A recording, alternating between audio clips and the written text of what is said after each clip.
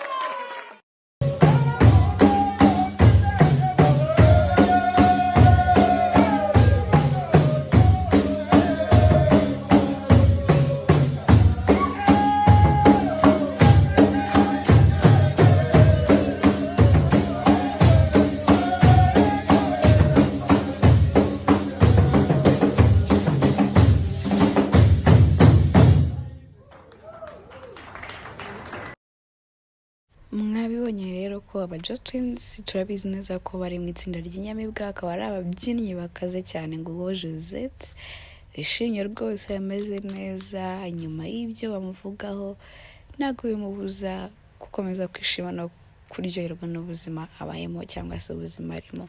So Josette rero nawe turagukunda ama Jo Twins, congratulations kuba subscribers 100,000.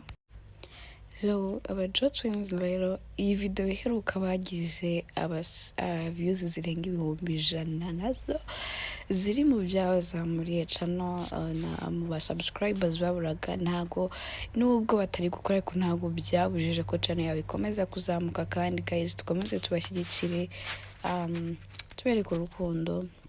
Igikuba cyacitse uretse ko wenda babashyize hanze mu buryo butari bwiza cyangwa se butagaragara, ariko nta gikuba cyacitse, dukomeze tubashyigikire. So guys, this is the Shinex. Jo Twins is our love. Mugende mubarebe, nanjye mushyigikire nk'umufana mukuru, dukomeze dukundane.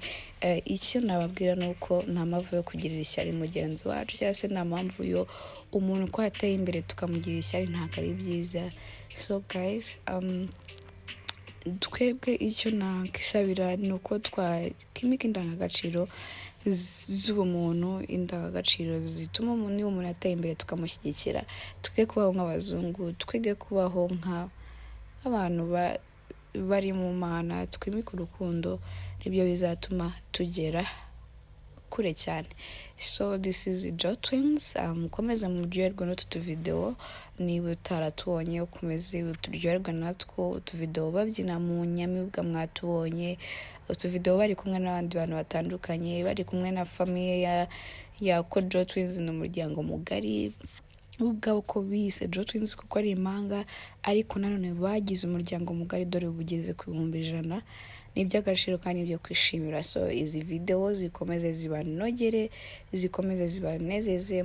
Subscribing kuri channel ya The Shinex, dukomeze twimike urukundo aho turi hose. Rusagara muramubona cyane, n'umuryango we nawe ni umu Jo Twins wabigizemo uruhare kugira ngo channel ikomeze izamuke. Umukobwa we beza cyane Skyla, Ewan, Jo Twins. So guys, ngira ngo muri kwibona neza, basa neza, barishimye, nta kibazo gihari. Dukomeze nyine nk'uko ndi kubivuga, ngenda nkomeza mbishimangira, dukomeze tubereke urukundo, dukomeze kandi n'abandi bose tubereke urukundo, ariko kandi amazimwe cyangwa se gushaka kwangisha umuntu undi ntacyo bizatugezaho, ahubwo bizarangira rero twe twicuza bitari ngombwa.